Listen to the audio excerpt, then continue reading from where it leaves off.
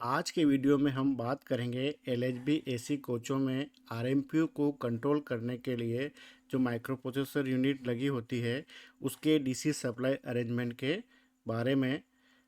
तो उसे कंप्लीट हम डायग्राम के माध्यम से भी समझेंगे। इससे पहले वाले वीडियो में हमने बात किया था माइक्रो प्रोसेसर की बेसिक डिटेल वाले में कि ये जो जैक लगे हैं माइक्रो प्रोसेसर के ऊपर, ये किस किस के लिए लगे हैं और इनके जो वायर है वो उनकी क्या डिटेल है। इसमें आपने देखा था कि ऊपर भी पहले वाले जैक में पॉजिटिव है पहला वायर, यहाँ भी दूसरे वाले जैक में पहले वाला पॉजिटिव है, यहाँ पर भी पहला पॉजिटिव है, यहाँ पर भी पहला पॉजिटिव है, यहाँ पे नेगेटिव है, इधर भी नेगेटिव है, यहाँ पे पॉजिटिव और नेगेटिव दोनों आते हैं इसे ऑन करने के लिए। तो इसका जो अरेंजमेंट है वो किस प्रकार से है, तो इसी को डिटेल समझते हैं। तो आइए स्टार्ट करते हैं। एसी कोच का पैनल हमें इस प्रकार से दिखता है और इसे ओपन करते हैं तो इस प्रकार से इसका लेआउट दिखता है। पैनल में इधर मोस्टली डीसी वागो होते हैं और इधर जो है मोस्टली एसी वागो है, और यहाँ पे जो है माइक्रो प्रोसेसर लगा होता है जो हमें इस प्रकार से दिखता है। और ये एसी बस बार है और ये डीसी बस बार है जहाँ पे मोस्टली डीसी की एमसीबी लगी होती है। इसी बस बार के ऊपर F35 नंबर की एक एमसीबी लगी होती है जिसे ऑन करने पर माइक्रो प्रोसेसर को जो है ऑन सप्लाई यहाँ से मिलती है F35 से। और साथ ही साथ जो है यहाँ पर भी है ना, और यहाँ पर भी और यहाँ पर भी पॉजिटिव सप्लाई मिलती है और इधर नेगेटिव सप्लाई मिलती है। तो इसे आइए समझते हैं। सबसे पहले हम F35 एमसीबी को ऑन करते हैं तो इसको जो है ये सप्लाई आउट होती है और सबसे पहले जाती है, पॉजिटिव की बात करते हैं, सबसे पहले वो जाती है ऑटो मैनुअल रोटरी स्विच में जो हमें इस प्रकार से दिखता है। और पैनल में जो है ये यहाँ पे दिखता है नए पैनल में, उसको थोड़ा जूम करते हैं तो हमें इस प्रकार से ये दिखता है। तो ये इसका बड़ा करके दिखाया आपको। और कुछ कुछ पैनल जो पुराने हैं उनमें जहाँ पे अंदर की तरफ एम्पलीफायर लगा होता है उसके आगे की तरफ जो है ऑटो मैनुअल रोटरी स्विच लगे होते हैं। ऑटो मैनुअल रोटरी स्विच जो है इनका जो नंबर होता है S2 S15 और यहाँ पे S2 S16 यानी कि 16। और यहाँ से जब वो सप्लाई आउट होगी तो वो जाएगी, मतलब इनको लूप कर रखा है, वो जाएगी 124 और 125 नंबर के वागों में। जो अभी मैंने बताया आपको कि ये मोस्टली एसी वागो होते हैं, इधर इधर मोस्टली डीसी वागो है। तो इधर डीसी साइड जो है यहाँ पे इसको थोड़ा जूम करते हैं तो देखो यहाँ पे 124 और 125 यहाँ पे देखो आपस में इनको लूप किया गया है। ये जो लगा रखा है इसका मतलब ये है कि आपस में क्या है, लूप है, यानी कि दोनों के ऊपर एक ही सप्लाई है।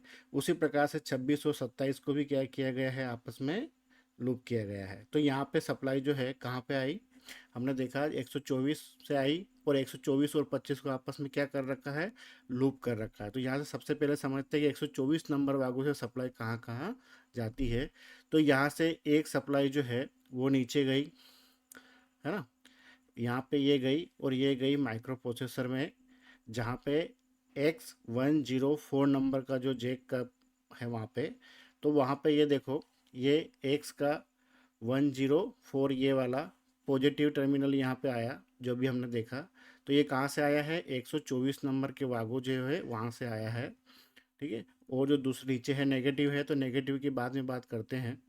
अभी हमने देखा कि एक वायर कहाँ गया है, X104 में माइक्रो प्रोसेसर को ऑन करने के लिए पॉजिटिव, और जो दूसरा वायर जो है वो गया है K45 में। K45 क्या है, ये एक MMR है जो 415 वोल्ट को मॉनिटर करती है। इसके ऊपर मैंने एक कंप्लीट वीडियो बना रखा है कि ये क्या काम करती है, कैसे इसका फंक्शन है, तो आप उसको भी देख सकते हो।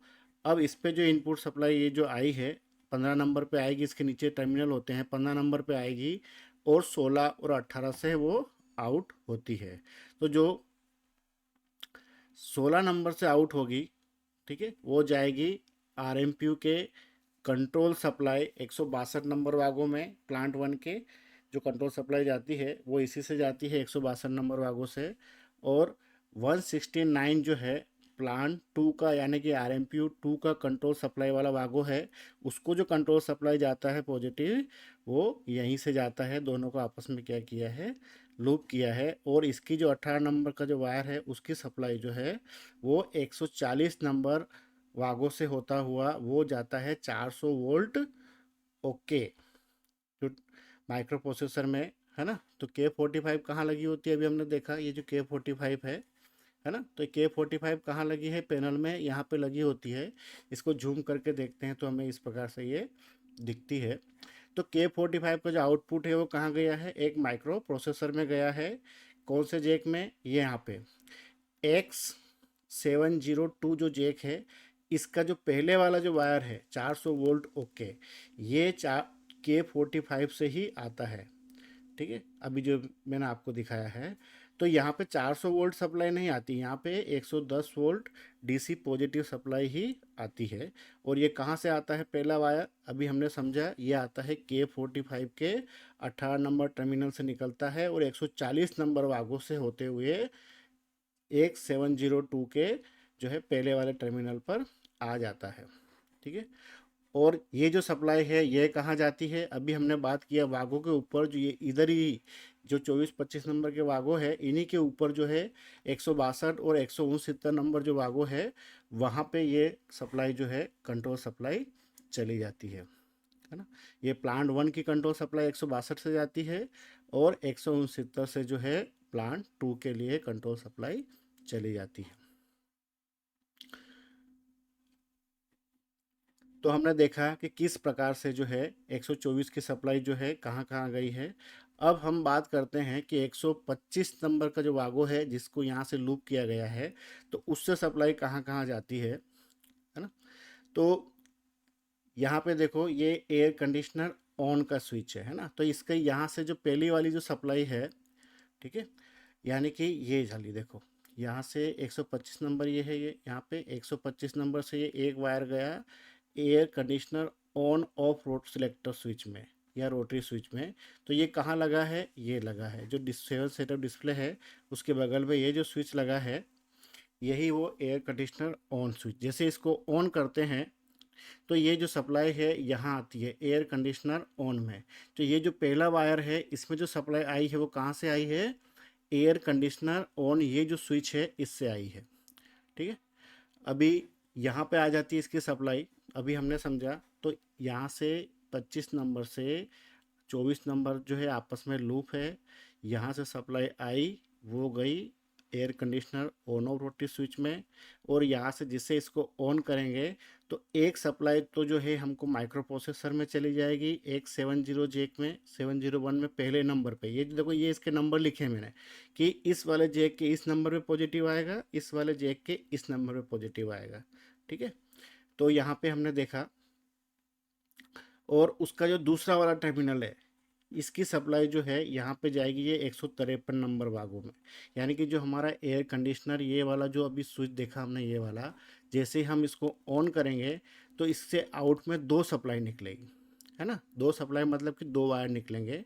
तो एक वायर तो चला जाएगा एयर कंडीशनर ऑन में और एक वायर जो है वो चला जाएगा 153 नंबर वागों पे। और 153 नंबर वागों से जो है कॉन्टेक्टर K26, K27 और K28 जो ब्लोअर के लिए हम समझते हैं, है ना, उनको सप्लाई उनके एनसी के ऊपर चली जाएगी। इसका काम क्या है कि ये जो 153 नंबर पे जो सप्लाई है जो यहाँ पे इसके एनसी में गई है, ये इमरजेंसी में यानी कि जब हमारा माइक्रो प्रोसेसर ख़राब हो जाता है तब ये ब्लोअर को ऑन कराती है। तो इसके ऊपर मैंने एक कंप्लीट वीडियो भी बनाया हुआ है जिसका जो थंबनेल है वो इस प्रकार से है, तो वो आप देख सकते हो ताकि आपको पूरी जानकारी ब्लोअर कैसे हमारे ऑन होते हैं और किस प्रकार से उनकी कंट्रोलिंग है वो आपको पूरा समझ में आ जाएगा।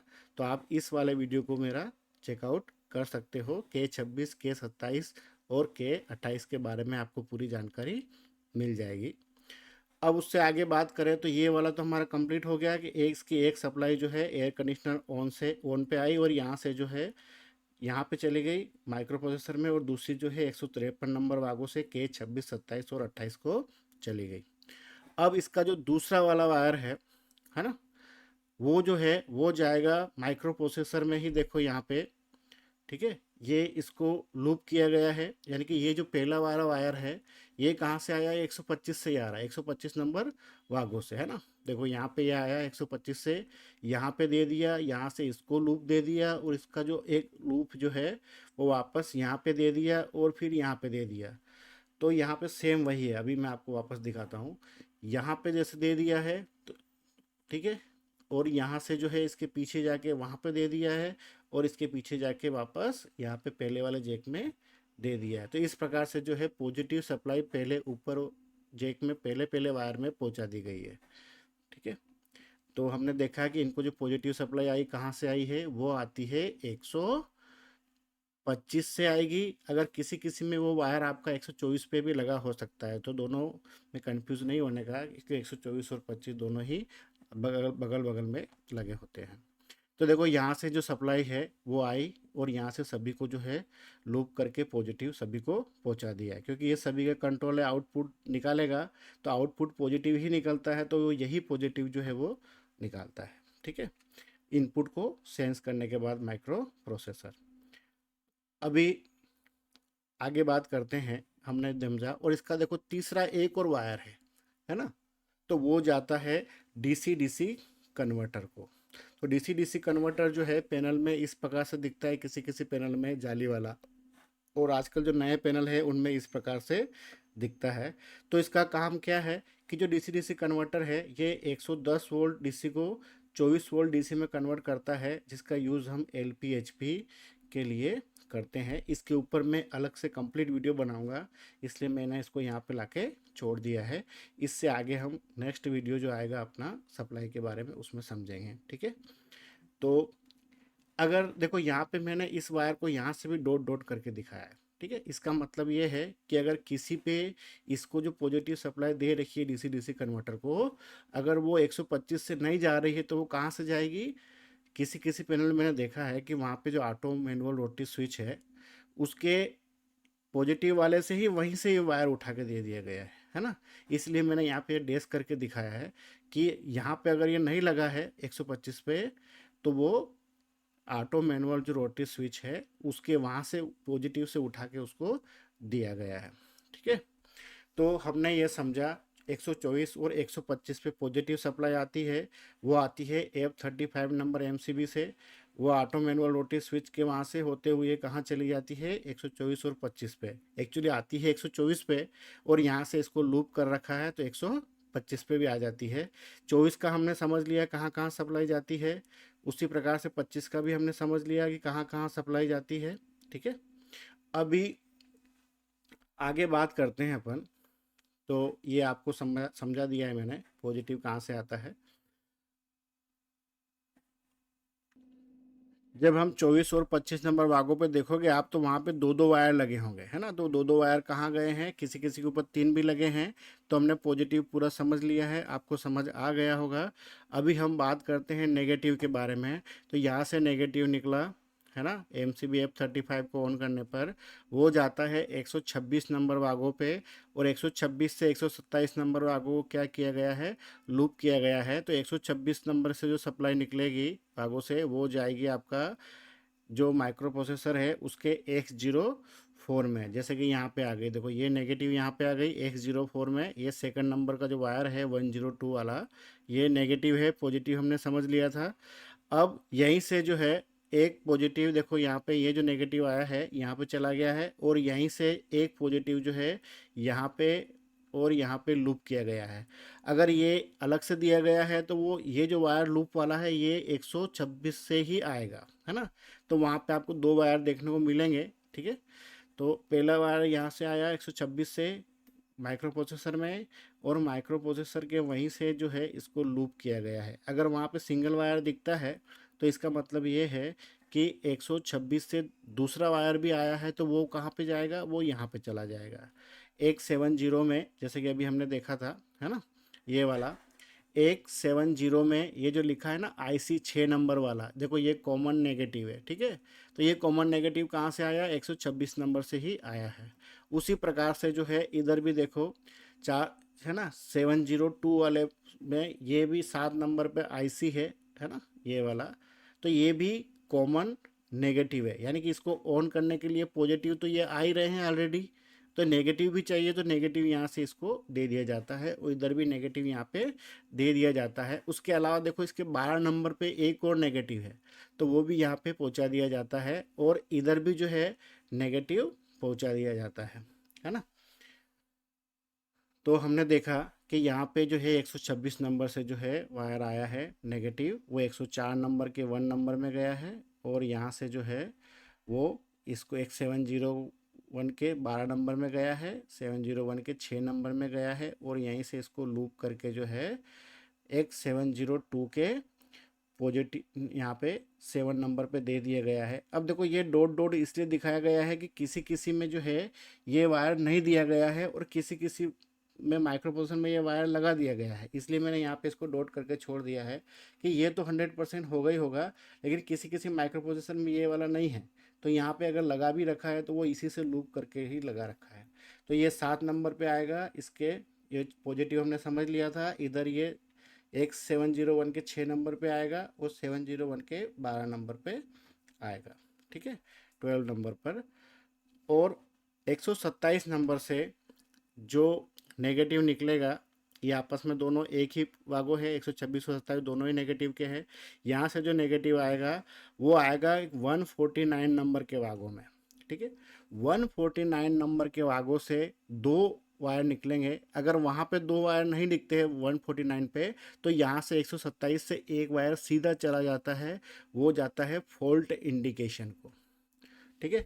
फॉल्ट इंडिकेशन कहाँ लगा होता है, अभी हमने बात किया था कि जो हमारा 7 सेटअप है उसके बगल में एक फॉल्ट के लिए इंडिकेशन लगा हुआ है और पैनल में उसको सप्लाई कहाँ से जाती है, ये यहाँ से जाती है, पॉजिटिव फॉल्ट वाला है ना, जैसे 501 का जो 5 नंबर का वायर है फॉल्ट का, ठीक है, यहाँ से उसको पॉजिटिव मिलता है और जो नेगेटिव जो है वो या तो 127 से डायरेक्ट दिया गया है, अगर 127 से नहीं दिया गया है तो वो 149 नंबर के वागों से यहाँ पे दिया गया है और 149 से ही एक नेगेटिव सप्लाई जो है वो जाती है।